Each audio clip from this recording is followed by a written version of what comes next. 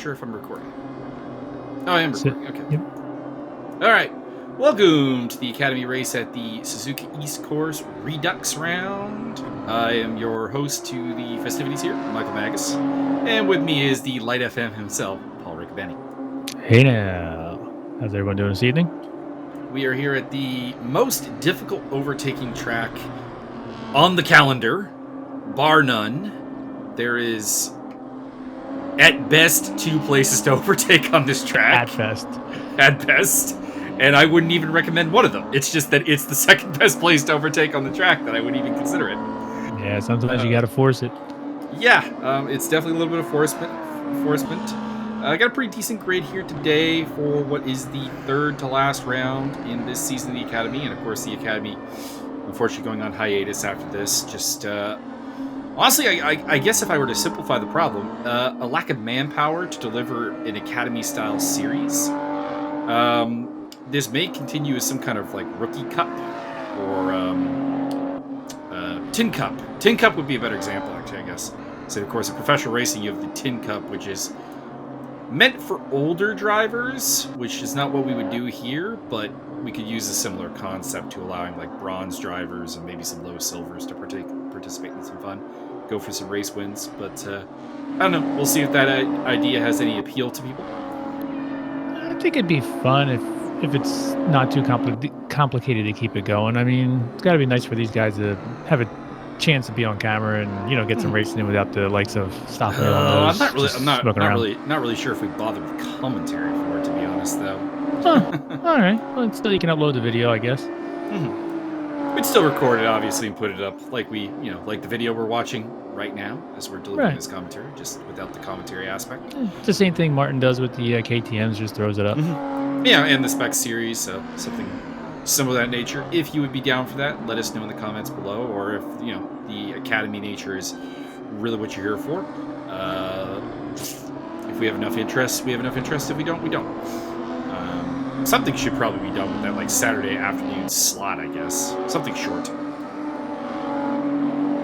Anyways, right now, Demetrius Simeonitis out front ahead of Douglas DeGroat, Rochelle Guerin, Daniel Hernandez, Liam Curtin, Dave Nelson, your top 6. And that's going to be key because, as we said, there's not a lot of overtaking opportunities on this track. So when you factor that in, being able to qualify up front is key. And, in fact, going for pole is Douglas DeGroat. 2 purple sectors. Can he do it? The answer is... Nice. Look at that. Well, the answer is no. He didn't get pole, somehow. He has 3 purple sectors, but no pole. Not sure how that works. I saw the purples. I wasn't even looking at the time. I know. How close he is. But apparently 13 thousandths of a second off, so there must have been some kind of timing glitch there with the purples. Liam Curtin coming across the line. That's an ugly end to his lap, although it was a purple 3rd sector, so go figure. This is Daniel Hernandez making a late run to try to get off of row 2. And Daniel comes across the line. No positional improvement. Doesn't look like he improved his lap time either. Though he did have a personal best in Sector 2. Yeah, that's always good to see. I assume no ballast changes were made before this race? Nope. Our ballasted cars are, I think, actually literally just James Butler. Because Poor James. Jack Simpson not here. Gustav Ekstrom not here. Zach Hemstrom not here. Jack, of course, is booked out of the series. Somewhat rightfully saying that he doesn't really have a ton to learn from the Academy at this point, which inclined to somewhat agree. It's hard to argue that point. He's at a very solid level. Ekstrom has never been super regular. Saturdays are a bit of a problem for him. He does work. And Hemstrom had booked himself back in for this race and then realized he'd uninstalled Race Room. And obviously 10 minutes before the race is not the time to discover you have to install a game the size of Race Room. What's a couple 100 gig? Oh, Rochelle's got a good lap going here. She's within 2/10 of pole, which I don't think will improve her spot because, of course, Douglas is alarmingly close to pole. She did put up a new best lap, though, 1:55, so just nicely kind of done. reestablishing herself as 3rd place. Got herself under the 55 second mark, which is kind of that invisible barrier of, like, semi-elite status if he can get into the 54s. Yeah, I mean, just looking at that, the first 11 are all within 1 second of each other, though. It's amazing. Indeed, very tight. Well, part of that, of course, is that this is a very small track. Obviously, uh, leaves just less room to gain ground. For example, being 7 seconds off Mike Stoffmill at Bathurst is not considered a bad thing. If you were 7 seconds off Mike Stoffmill here, that's a significant problem. That is a very big problem. All right. So the grid is forming up. Using the Bathurst example, because I was 7 seconds off Mike Stoffmill's time at Bathurst yesterday. Let's not discuss Bathurst, please. I had a really good race room race at Bathurst. The ACC race did not go well. I finished dead last and destroyed the car on multiple occasions. Oh, well, let's talk about this. All right, here we go. We got red lights, and we are off. And it looks like a good start from the top 3. A little bit of a lag from Daniel Hernandez. We'll see if Lehman Curtin can take advantage of that. And he has. Quite quickly, actually. Yeah, Hernandez really just bogged down there. It looks like he didn't move. He bogged down hard. Martin Hughes almost had a run on him back in 6th place there. Jesus. Dave Nelson, a bad start. Those are kind of his trading card, to be honest. Back to 7th place at Javier Perez-Torres. Vic Nash, good start. And John Peach and James Butler in the field, along with newcomer. I'm going to take a stab at it. Alexander Seluco. That's what I'm going to go with. Jonas Blaine, Antonio D'Oliva, and Dixon Hurst rounding off the field. I know he said to focus on the U. Well, that's why I went with Seluco. Sounds good to me. Doug DeGroat in 2nd place behind Demetrius Simeonitis. Now, Doug, of course, pace has never been the question with him. Reasonably quick driver. The question is patience and judgment. And on this track, those are some key components to putting a good result in. Certainly is.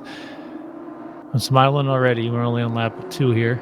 So Rochelle getting a little bit closer to Douglas, who it looks like he made a little bit of a mistake there in the start of the S's because lost a bit of ground to race leader Demetrius Simeonitis. They closed it right back up. Yeah, closed it right back up, so it looks like he might be a little bit faster through the S's than Demetrius. Of course, the problem is being faster through the S's completely useless when you were behind someone because there's not really an overtake there. Yeah, I mean, you can make it happen, but it's not going to go well. Mm-hmm. In fact, speaking of which, Rochelle Guerin, last time we were here, had that exact problem. She got stuck behind Daniel Hernandez, had a massive advantage over him in the S's, but there's nowhere to overtake. Speaking of Daniel. Oh, that was close. Yeah, I think that was an overtake that kind of probably was a little bit too optimistic, although Liam Curtin did not get through that first corner very well. So he's right back on the edge of it. Vic Nash has fallen to the back, so something has happened there. He's quite off the back. And that gap is just growing, so I wonder if he's stopped on tracks. Oh, no. Okay, he's running. I see that green car of Javi's back there. Ignore the Discord ping that will be, unfortunately, on the... Actually, no, it won't be on the recording because I'm just recording the mic.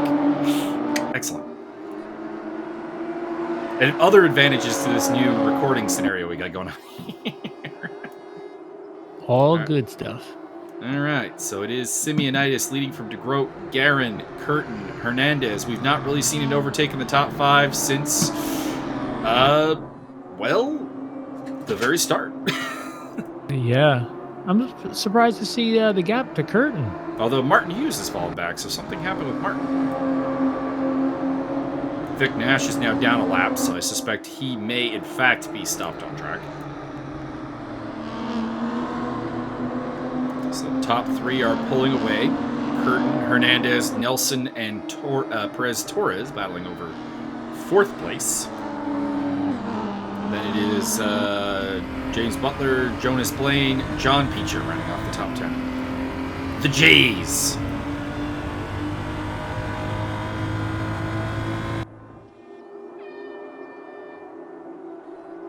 you can't even get a draft going. So there's Not there's really. just nothing you can do unless you just get a better exit out of that final corner.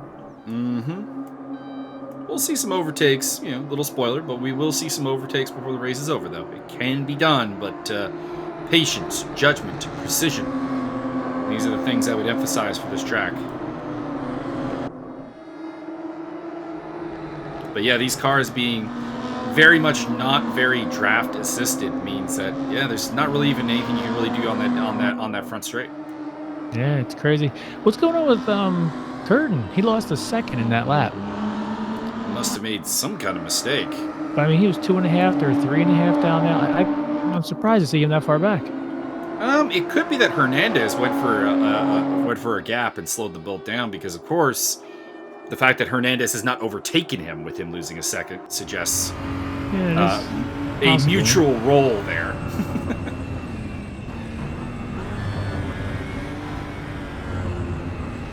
It does look like Liam is struggling into that first corner. Oh, little contact. Yeah, I don't know if that line was because he was being defensive and polite at the same time, or if that was his normal line, but it certainly wasn't the fastest way. I think we saw it like 2 laps ago that he did a similar line, so I'm thinking his turn 1 is the spot to pounce on Curtin. It looks like a weakness.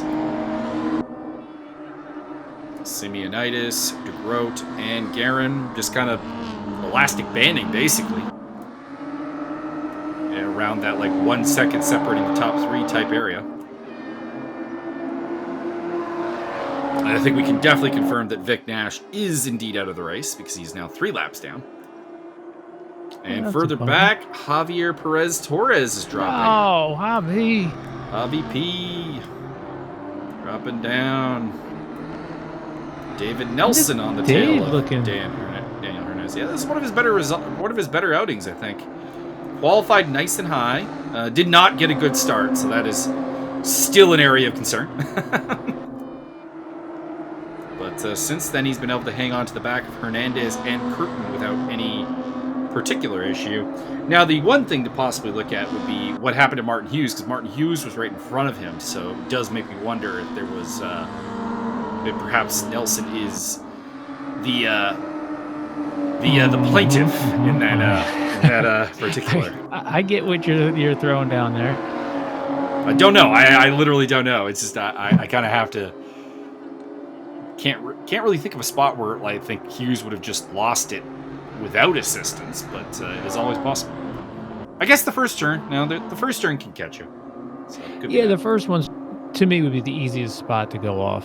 It's really the only place I can think of. I don't you can mess up the S's, but I don't really see how you would go off. And then the last turn, the only time I went off once was when I forgot I was running the East course and kept going straight. Yeah, that'll do it for sure. This would be, the second spot though. If you try and brake a little late, it's easy to end up in that grass right there. And if you touch it with this new tire physics thing they got going in race room, oh man, you're done. I think they backed that off a little bit, which is good. I did some testing last night, and it's not much better. I remember our practice race for 3D Speed at Portimao. The tire and grass scenario there was straight up terrible. Yeah, grass is now ice, and it lasts for 12 minutes after you touch it. Yeah. I initially, first time I did it, I literally thought that maybe I'd broken the car. But then I kept dropping. But then it went away, and I'm like, okay, that's weird. And then I touched the grass a little bit again, and it's like, and it's back. And I'm like, oh no. And it's not just the grass too. If you go off on a piece of pavement that has marbles, it's the grip goes entirely away. And having raced a real race car, that's not the feeling. It's definitely bad to go on grass or the marbles, but it was a little extreme. Right, there's something in between full grip and zero grip. It should be somewhere in that middle ground. So we got a 3-car battle here for the top 3, and then a 3-car battle for 4th, 5th, and 6th. And then Blaine and Butler are fighting over 7th. Picha looks like he's... Picha D'Oliva, Saluco, and Hurst are all fighting. So, there's a lot of, potential powder keg here. but it's not really a track that lends to a tremendous amount of overtaking opportunities. No, this is going to be a situation of almost forcing an error. You know, sticking your nose in, just seeing if you can throw them off their game a little bit, or if you can make them outbreak themselves. You're going to have to make it happen here. And I don't mean rear end them into the braking zone and pass. I mean, that's an option, but it's one that will land you in the sin bin. Yes, but there are other ways to go about it.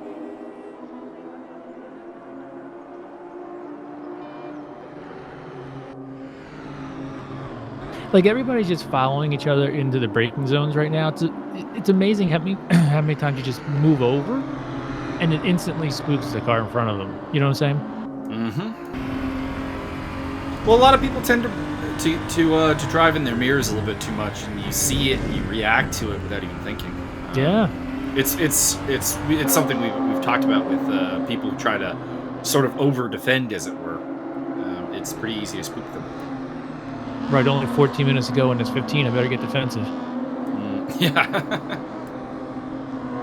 Well, on this track, I'm not going to lie, you might want to, because just was so... Like, if you get past, it's like, oh man, I'm not getting back past. Yeah, I mean, we haven't seen any passing so far. We saw a pass on the start line, basically. Right. Liam Curtin got past Hernandez, and Hughes got past Nelson. That's the extent of our overtakes. And look how well it's worked. Oh, there goes Curtin. See if we pull that back. We might have had some overtakes because Saluco's dropped back to 12th place, but I'm going to suspect that might be more of a error than an overtake, frankly.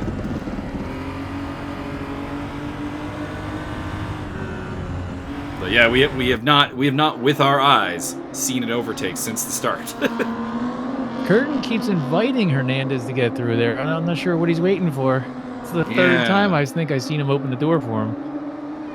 Yeah, well, it could be him trying to bait him into a mistake, or it could be just that's his line, and it's a little bit non-standard.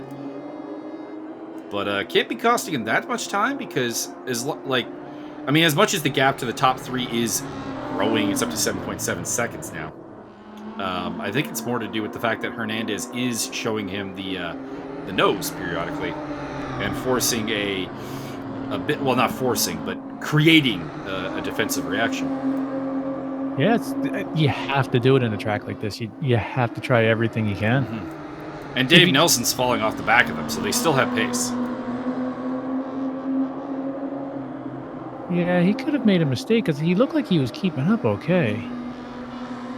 I've been looking at the gap, and it's been growing the last couple laps. I think he's made a mistake now that he's widened it out that far. Right. But it doesn't look like he quite has the pace to stay. Yeah, just a few tenths off now. Also, at this point, the tires are getting really hot because, of course, these cars have serious tire temp issues. I did a few laps here. Yeah, they just go bright red. Yeah, particularly the front left. So there we go. That will affect your pace as Daniel Hernandez going down the inside. I think he's got... Oh, no. Curtin defends. Nicely. Either that or Hernandez might have backed out of that. Because I thought he had it.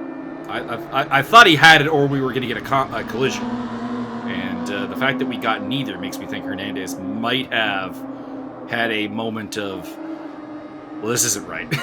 I think he did, and I think it was the right decision. I mean, on that corner, you can't take that line knowing there's a car on the left that's also going to stay on the track. You know what I mean? It's also the fact that Hernandez is not really fighting with Curtin in a championship standpoint as well. Has to be factored in. Curtin, of course, has been really part-time due to his lag issues, and that has kind of made him not really a guy who's ever really your championship rival, despite the fact that when he is on the track, he's near you. Yeah, I'm still going to go for it, though. I think so, but I think you go safer, you know what I'm saying? For sure.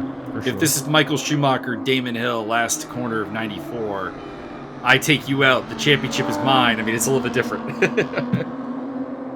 Oops.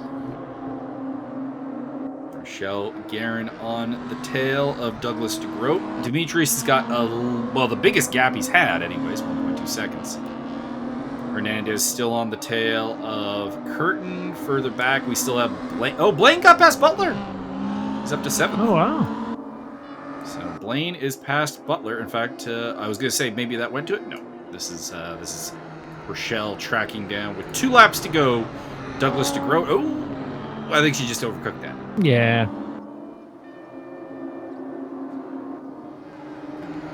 No big deal. She'll close that gap right back up, I think. Although with 45 seconds left. Well, she's got 2 laps because of where they went over the line, so she'll have a lap after this one. Hernandez on the tail of Liam Curtin.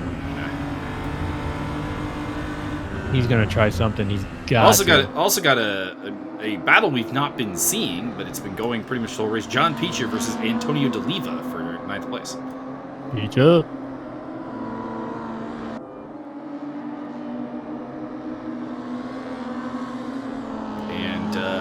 Saluco has gotten back past Dixon Hurst, although I suspect that was a Hurst mistake based on the gaps. Would be my guess. Alright, now we are on the final lap. Rochelle Guerin, championship contender, the champion-elect, the leader of the championship. Not really a lot of mathematical probability of stopping her. I mean, it's not mathematically over, but if she shows up to the remaining rounds, scores point. Oh, Dave Nelson's made a mistake. Dave Nelson has made a huge mistake, it looks like, and that's let Jonas Blade and James Butler past him. And John Peacher has also gotten him. And he somehow managed to get it. Oh, no, never mind. I was going to say he stayed ahead of D'Oliva, but that is not the case. And he's lost to Saluco as well. Dave Nelson has slipped out of the points on the last lap. Ah, the bummer. Demetrius Simeonitis to the line to the win, and Douglas DeGroat hangs on by a car length against Rochelle Guerin for 2nd.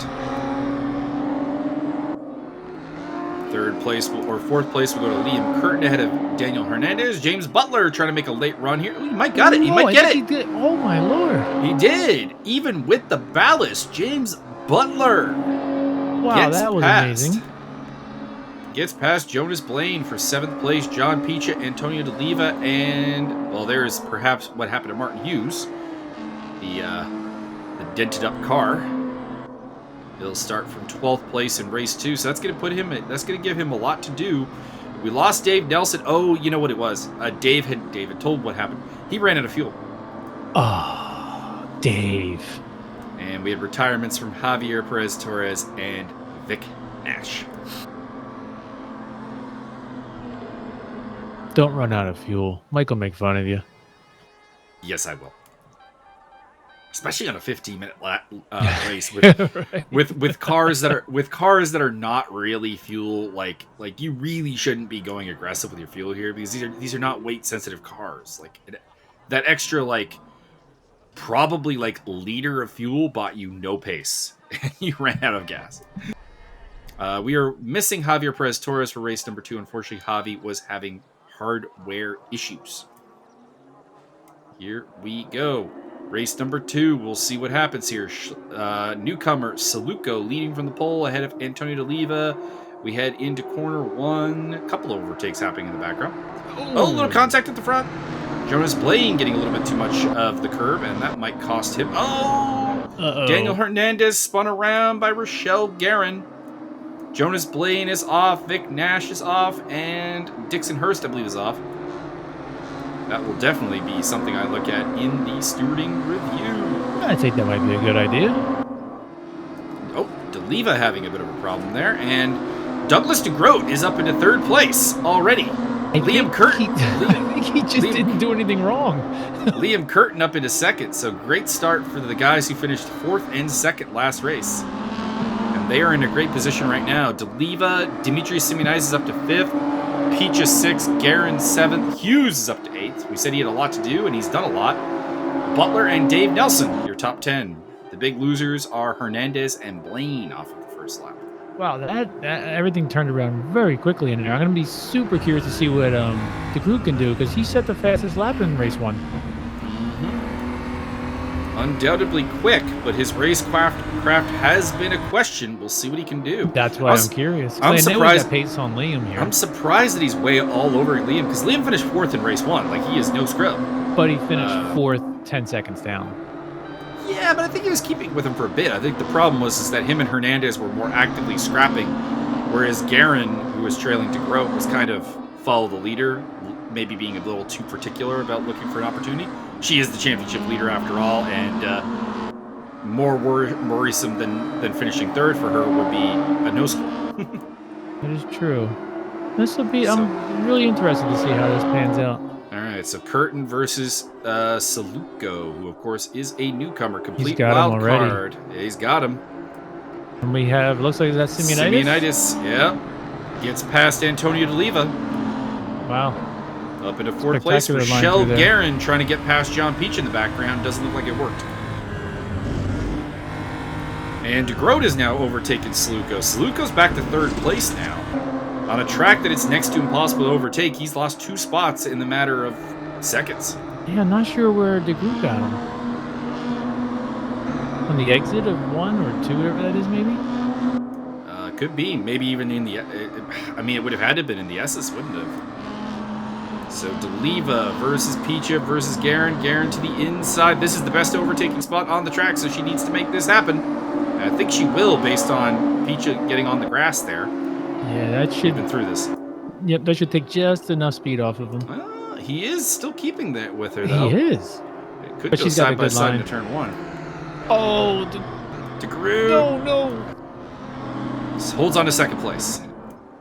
I'm In the shocked meantime- he kept it on track. Oh, Guerin did get Picha, and now Simeonitis is on the tail and looking to get past Saluko for 3rd place.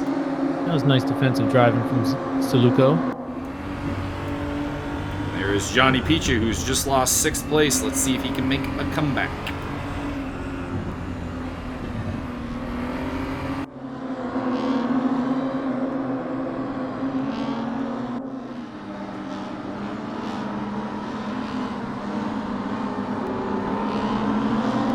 Martin Hughes, they're in 8th place. Butler 9th. Nelson 10th. And Jonas Blaine is way off the back of the pack, so I think in addition to the first lap problem for him, there may be some damage at play. As Demetrius Simeonitis finds a way through, Rochelle Guerin is looking hungry to get past D'Oliva. Simeonitis made it stick. Yeah, he did. Saluko no match for the Greek machine.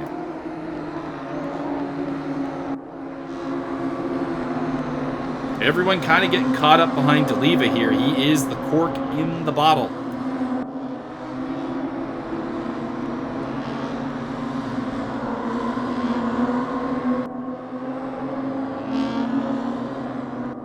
Rochelle Guerin looking to get past. Here, nothing really going on here. This turn right here is the best opportunity to overtake on the track. So that'll be the spot where she should be planning to make her move. Curtin's pulling a gap on DeGroot. A little bit, yes. DeGroot feeling the pressure, maybe. He's got Simeonitis on his tail now, so that's completely different to chasing Simeonitis. I'm watching that gap too. And this 5th place through 10th place, and soon to possibly involve... Oh, Hughes made a mistake there. Yeah, that was. I can't believe there's no contact. Yeah. Oh, little contact. John Picha getting to the back of Rochelle Guerin. Rochelle appears fine, but that's going to cause Picha as he drops down to 10th place. Behind Dave Nelson. A little bit of a headbutt to Nelson, too. Yeah, he's using the feelers in the front of that bumper. Right. And Hernandez is catching up with this group as well, so he'll be in the mix, I think, before long. So D'Oliva is a considerable cork in the bottle. Oh, Hughes! That's not going to be the right line. That is not going to be the correct line at all. No. So he damaged the car in race 1 and now has damaged the car in race 2. His crew chief will not be happy.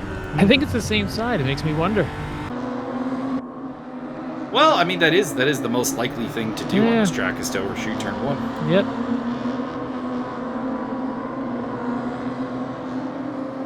Antonio D'Oliva still hanging on there. Oh, Oh, did somebody Saluko get is in off. Oh, is Rochelle dropping?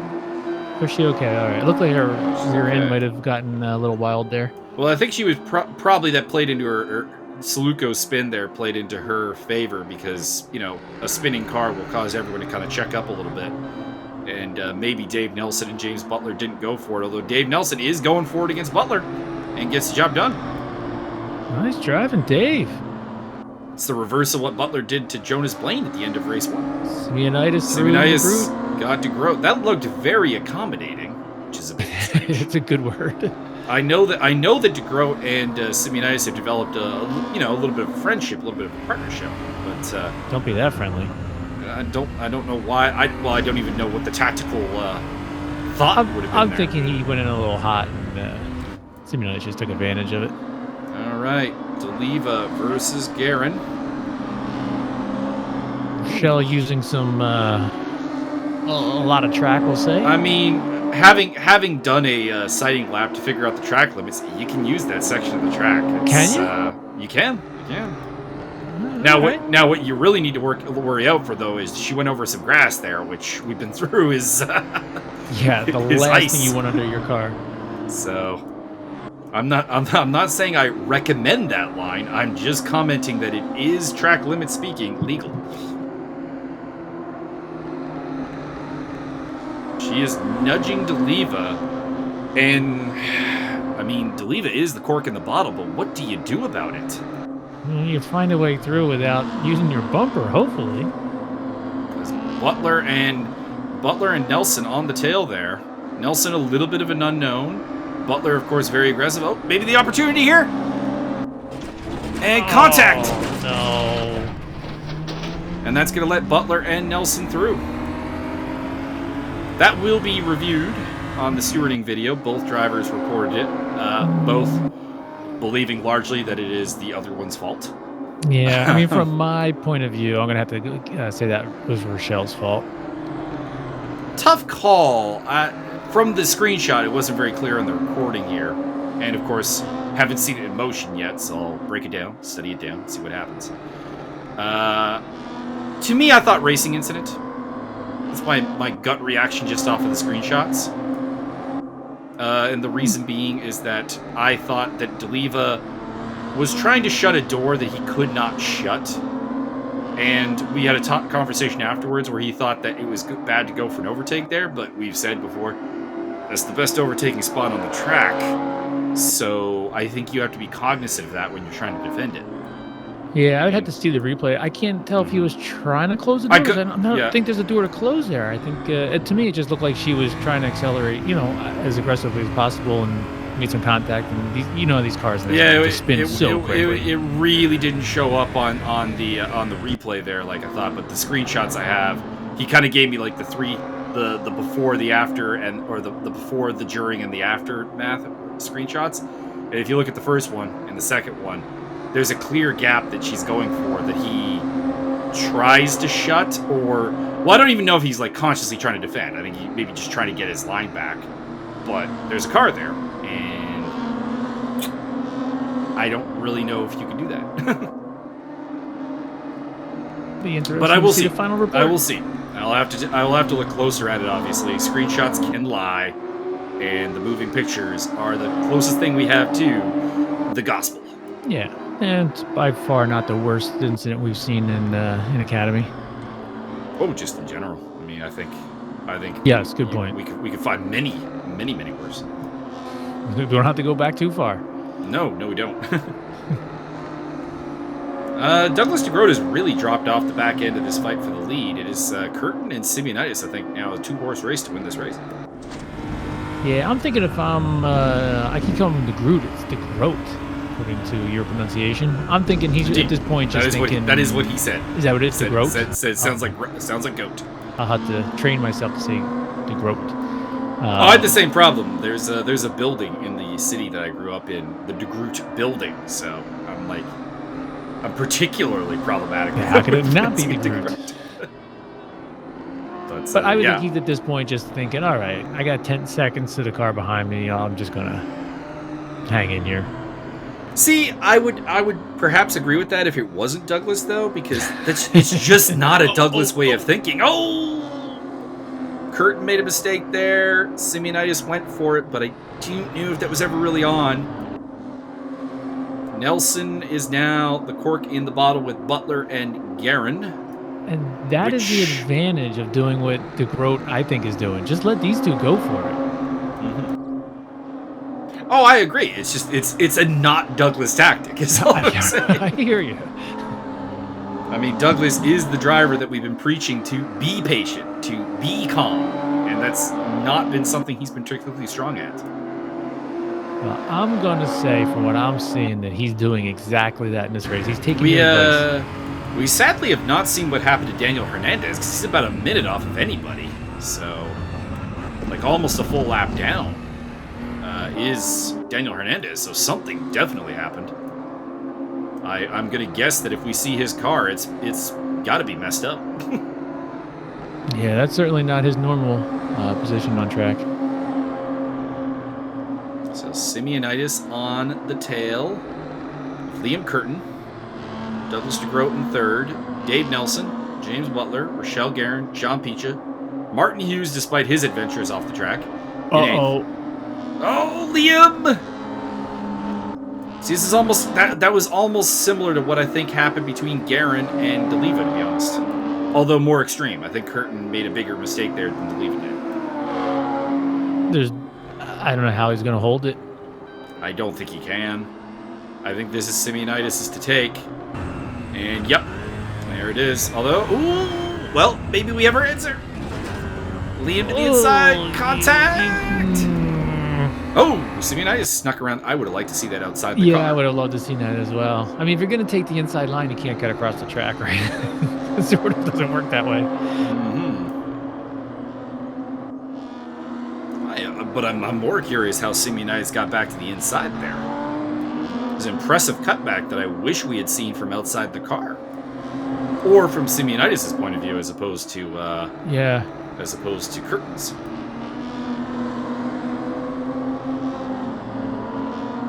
The director is crazy sometimes. Rochelle Guerin on the tail of James Butler.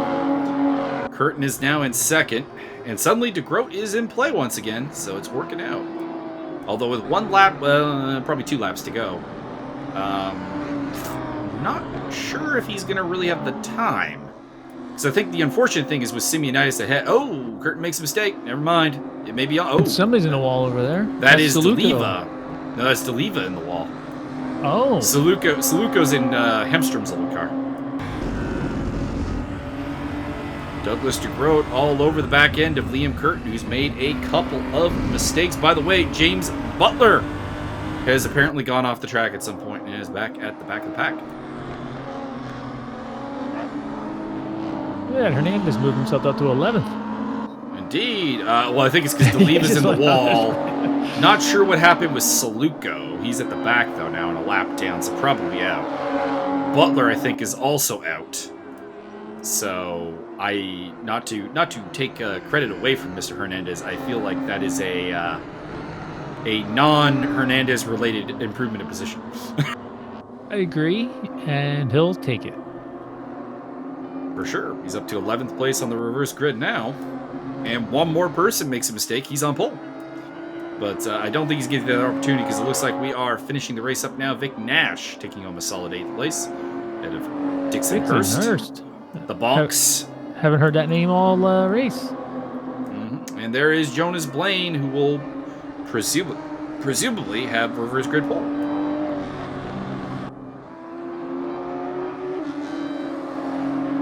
So we'll see what Jonas can do from the front of the pack as him and Dixon Hurst will lead the way. And there is Mr. Daniel Hernandez. Looking at the car, I don't see any damage, really. Nothing significant. Maybe just a long off track, I guess. Possibly a pit stop to repair some damage. But the lack of physical evidence still leaves me a little bit mystified. So yeah, we only had 11 cars make it to the end. They will be the reverse grid. Deliva will be on the grid. Saluka will be on the grid. I think we have lost Butler at this point. He DC'd. And Javi, of course, DC'd due to his wheel literally turning off on him. This game hates Javi. This game hates Javi. Right, So there's only two drivers in the 54s in there. Groat and Simeonitis. That was interesting. I'm a little surprised Curtin didn't get into that time frame, but the rest makes sense because everyone else was stuck behind Deliva in that cork, which I think denied them the ability to post what you would call really quick laps. Yeah, it can be frustrating when you know you're just a little off of your pace, but you can't get through. All right, well, we're here for the start of race number 3. The final trip around Suzuka East. It will be Jonas Blaine leading from pole with Dixon Hurst, Vic Nash, and John Picha on the front 2 rows. Oh, bad start by Nash. He got off to a terrible start. And if there's one track on the calendar you do not want to get off to terrible starts on, it is this one. And Martin Hughes gets up the... Oh, Dimitri Simeonitis off the track, but somehow overtook like 3 cars there. Yeah, that was that was a very unique line in there, we'll say. All right, so just kind of waiting for things to settle down here a little bit. Looks like, Liam Curtin was off the track there, battling with Dave Nelson. So the lead has gone to Blaine, so he's retained the lead from pole. Dixon Hurst in second, Martin Hughes third, Vic Nash, Rochelle Guerin, Dimitri Simeonitis, Liam Curtin, Dave Nelson, Antonio D'Oliva, and Daniel Hernandez. Something happened with DeGroat. He's at the back of the pack and way off the pace. We, I think, may have seen something terrible happen to DeGroat, and we just didn't realize it. Martin Hughes going for second place here against Dixon Hurst. Yeah, Can he get the job done? Yeah, it looks like DeGroat might be stopped on the track. In fact, we might be seeing the carcass of his car here shortly. Or he's got to be in the pits. Must be. So I would say DeGroat probably out of the race because he wouldn't have had time to get around to the pits. That's got to be an escape. And into the pits. Rochelle Guerin up the inside of Vic Nash for 4th place. And Simeonitis and Nash are banging wheels. And I feel good about Simeonitis' chances there. Yeah, that was very clearly if she's going, I'm going as well. Very much so. Well, with DeGroat out, you got to think that Guerin is about the only thing standing between Simeonitis and potential victory. Because Liam Curtin is back in 7th, so not really a factor. Although Martin Hughes has been quick, he's just destroyed the car both times. So let's see if he can get to the end. But he is caught behind Dixon. Oh, well, I was going to say he's caught behind Dixon Hurst, but Dixon, that's it's not the track, amigo. No, he's just testing out that whole sand grass thing on the tires we were talking about. Well, that has allowed Guerin and Simeonitis up to 3rd and 4th, respectively. Liam Curtin on the tail of Vic Nash battling for 5th. And Jonas Blaine still has the lead. Yeah, good driving on Jonas. Mm-hmm. We are down to 12 cars, although one of those cars is Dixon Hurst, who, after that contact with the wall, Saluko's falling way back, so he's had some problems, I think.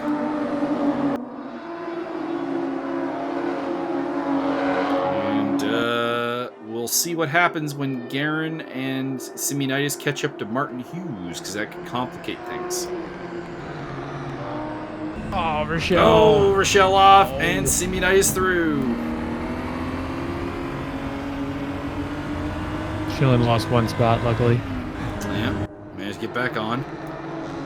Mostly because Vic Nash, back in 5th place, I think is playing the Antonio D'Oliva role this time around. Cork in the bottle. As Liam Curtin gets through, so Curtin up into 5th. So they are catching Jonas Blaine, but on this track, catching and passing are 2 very different things. Yeah, we talked about it, but it looks like every race, these leaders are getting a little more aggressive with their moves. So Simeonitis coming from 10th in race 2 to take that victory, so it can be done. For sure. Whoa, mistake, but whoa, nice hold, but still a mistake. Daniel Hernandez is climbing through the field. He's up to 8th. Dave Nelson's next on his list.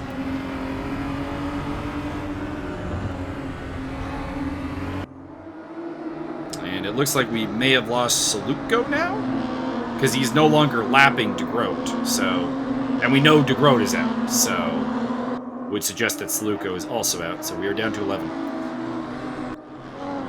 Martin, okay, that I don't know about that I don't know about the legality of. Thank you. I know you can go 2 wheels off there. I'm not sure if 4 is acceptable.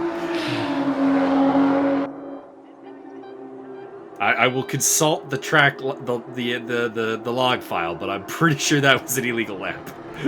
I would be curious. I'm going to take my own assumption, but I'm still curious on the official legalities. Yeah, I don't think I agree with them in terms of real life legalities, but race room is that kind of thing where sometimes the track limits are really, really forgiving, and at other times bizarrely draconian. Oh, the exit of Chang 4 on Portimao, practicing for GT3. The exit of 1 on Chang, the pit lane at Laguna Seca. millimeters, and it's an invalid lap. I still remember getting a drive-through for getting punted through the Laguna Seca pit lane and going, so I'm not sure what I did wrong here. I got hit in the ass and got sent through the pit lane. All right, Jonas Blaine, the pressure is on. You have 9 minutes to be a hero or be a zero. So you have probably the 4 fastest cars on your tail. Mark Hughes, Dimitri Simeonitis, Rochelle Guerin, and Liam Curtin. The 3 fastest for sure, but I think Hughes is probably the 4th fastest. This is not a test most people want to be going through right now. No, not really. There are worse things I can think of. There are, but what's going to happen is if one of these drivers makes a move, the next 3 are just going to pounce. Well, it's really if Hughes makes the move. Well, I don't even know. Simeonitis looks like he's ready to make a move from 7 cars back at all times. Yeah, but I mean, Simeonitis... Daniel Hernandez has gotten past Dave Nelson and is up in a spot. I kind of wish we had seen the charge of Dan Hernandez in this race. Oh, Hughes is going for the lead! There is banging. He got the job done. Can Simeonitis go through? No. That's a big play for Hughes. If he can keep Jonas Blade between him. Look at this. You can see it. Look at this. Demetrius is once through. Liam Curtin is also going for it against Guerin. Good driving on Jonas there. And Curtin got it. Curtin got it done. Low key. Liam Curtin up into 4th place. Oh my God. I didn't even see that. Yeah, he did his switchback through the S's. Nice move. I do wonder, of course, how much of that is Guerin not really worried about position right now. I mean, you got the championship, and you got the fact that you still have Jonas Blaine, who's a stopper in the bottle. So you might get a shot back at Curtin soon. Simeonitis going down the inside of Blaine. Let's see what happens here. Curtin's looking to go in the middle of these 2. Yeah, Curtin is hungry. The loss of the victory in race 1 really... Oh, I think Blaine is off. He's still shown in 3rd. Is he? Nope. Behind Curtin. Okay. He did rejoin ahead of Guerin, though. So that whole thing I was talking about, how Guerin might have felt good about having Blaine as a stopper in the bottle, that's been completely reversed because now she's got the stopper. Yeah, this is the exact position she doesn't want. This was the exact worst case scenario.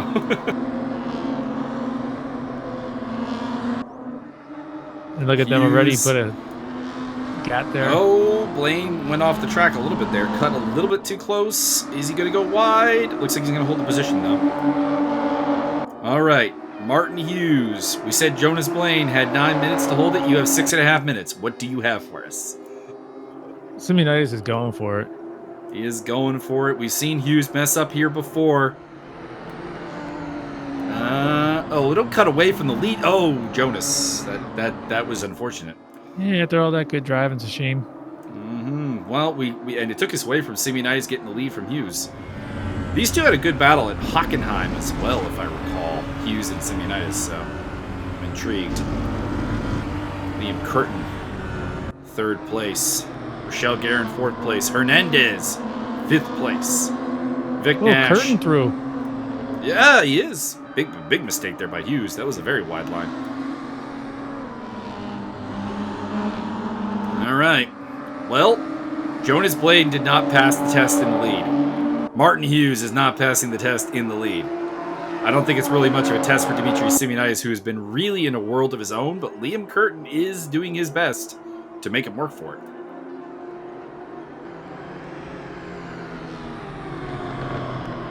Martin Hughes gets very wide. Can Rochelle make a play? Doesn't look like she can. That Hughes has been having problems with that first corner. He's been losing the back end a couple of times. Yeah, and that corner's so tricky because you see an opening, and before you can get to it, the car has filled it again. It's because it's not even a defensive move at that point. It's a survival move from the other car. Just so often going through there, you're like, oh no. And as we said, it's really just this turn here that really has a lot of potential. I think any real overtakes. Might have a good run from that one. Might, but passing into turn 1 is always iffy. See if she can make it happen. In the background, looks like John Picha has gotten past Vic Nash, so the veteran trying to show the youngsters what's up. Oh, Hughes gets turned around. That's a tap. Don't know if intentional, but that's a tap. Oh, she let him back through, I think. She did. See, now, where I would have recommended for Rochelle there, she kind of followed him into a close defensive line entering. She should have stayed super wide, and she probably could have undercut him with a different entry into turn 1. Depends how comfortable she is deviating her line through that turn, though. We've seen a couple of cars go off. But yes, under optimal circumstances, I am in 100% agreement. That's the problem, though, with being so close to a bumper in a heavy braking zone like this.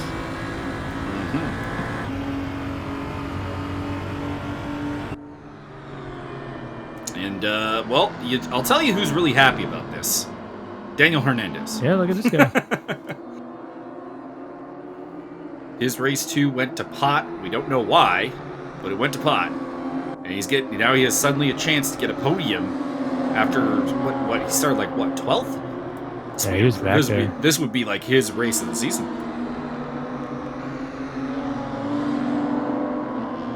Dimitri Simeonitis has got to be my driver of the day, but Hernandez in this race 3 is making a definite case of himself to be on that podium in terms of drive of the day. Yeah, he's coming back quickly too. I mean, he has plenty of time to make it happen. A little under 3 minutes to go, so probably about 3 laps, maybe 4 laps. And he might not have to do any of the work if Guerin and Hughes take each other out here. Oh, Hughes is wide again! And Guerin's through. Oh, and Hernandez? No. I was going to say, that might be a little too optimistic. I can't blame him for trying. No harm was done. Just saying, maybe a little optimistic to if you thought the chances of success were high. So further back, Dave Nelson, John Picha, Vic Nash, Antonio DeLiva, Dixon Hurst are still running. We've lost Jonas Blaine at some point, so we're down to 10 cars. If you finish, you score points. So everyone, keep that in mind. The only real battle outside of this one, though, is the one between John Picha and Vic Nash over 7th place right now. Everyone else is more or less on their own. Hernandez looking for a way through. Little touch.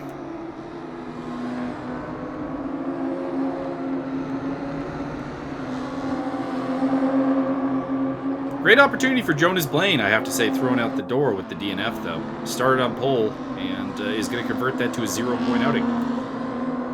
Yeah, I wonder what happened. He was doing great up front for he went off on the first corner. I can't remember if he hit the wall. I can't remember if he hit the wall, but that could have been it. That could have definitely done his car in. Also, of course, going off like that, that'll unsettle a driver, maybe repeat mistake later on, hits the wall, ends up out of it.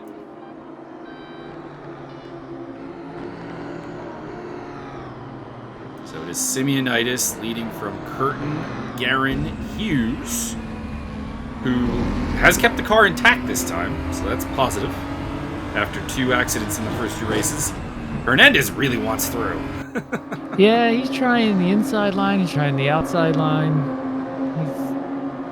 He's trying everything to figure out how to get through Hughes in that corner. I think he might have to look elsewhere. I mean, if you keep the pressure on, we've seen Hughes make a couple of mistakes, so I mean, just even putting the pressure on him might get you through.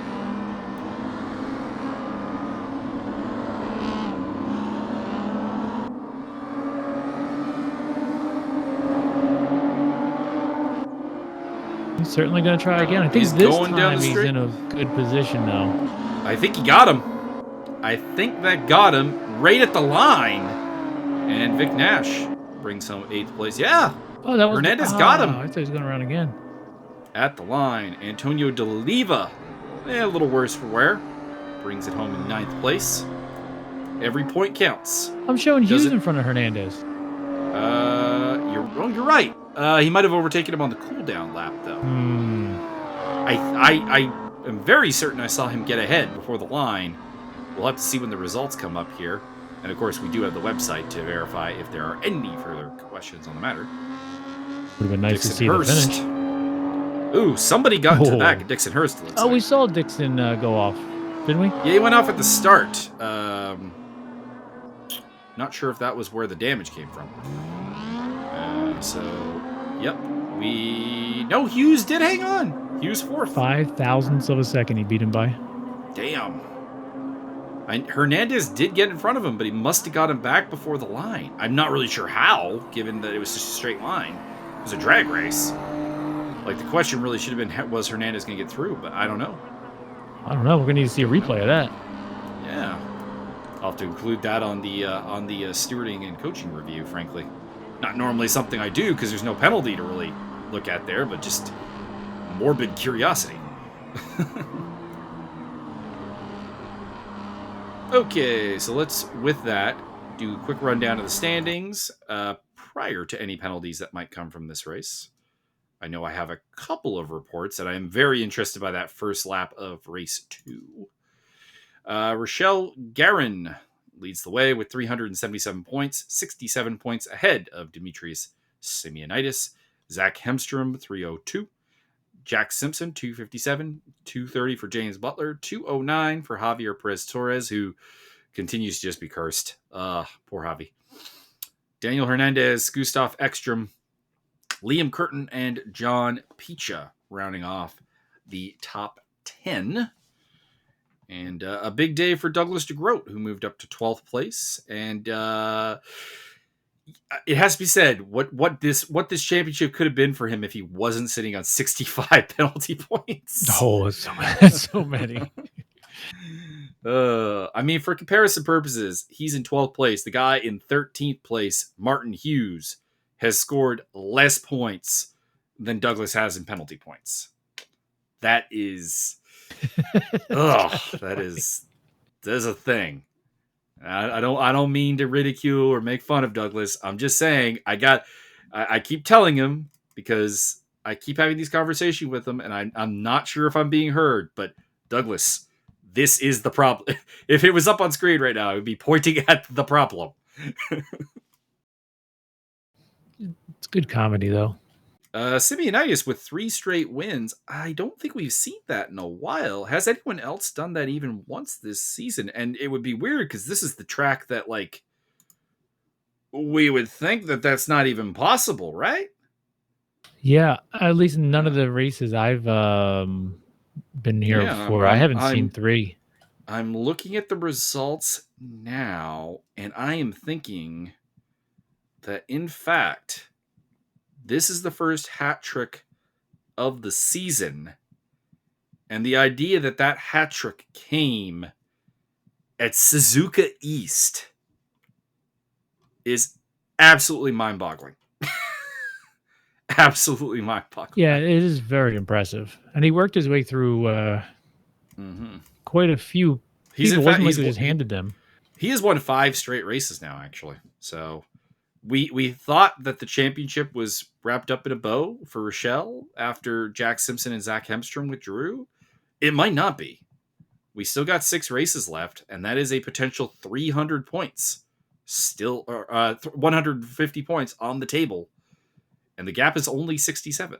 So pressure is on Yeah. Rochelle Guerin to retain this title from a bit of a late joiner in Demetrius Simeonitis, who is absolutely ripping it up right now. Yeah, he's certainly not just playing around. He's the real deal out there. He is bringing it. Might have to reevaluate his silver driver rating. To be honest, this might be gold level at this point. Yeah, I think that's a fair statement. All right, Paul. Anything you'd like to say to finalize it up here and send this off to the presses? No, I don't think so. That was good stuff. You know, great driving, guys. Way to go. Mm-hmm. And the I am planning to do the stewarding / coaching tomorrow. No promises though, because in these days of quarantine, I have no concept of time anymore. Like today, I woke up at like 3 p.m. Why? Because I stayed up to like 7 a.m. Yeah, it's tough to I kind of have make no sense of day structure. and night at this point. I know. I have zero structure right now. Yeah. So I'm going to try to get that done for you tomorrow. Bring it out. See if we're talking about any penalties. Of course, if Rochelle gets a penalty off that Deliva hit, could make the championship that much more interesting. So we'll see.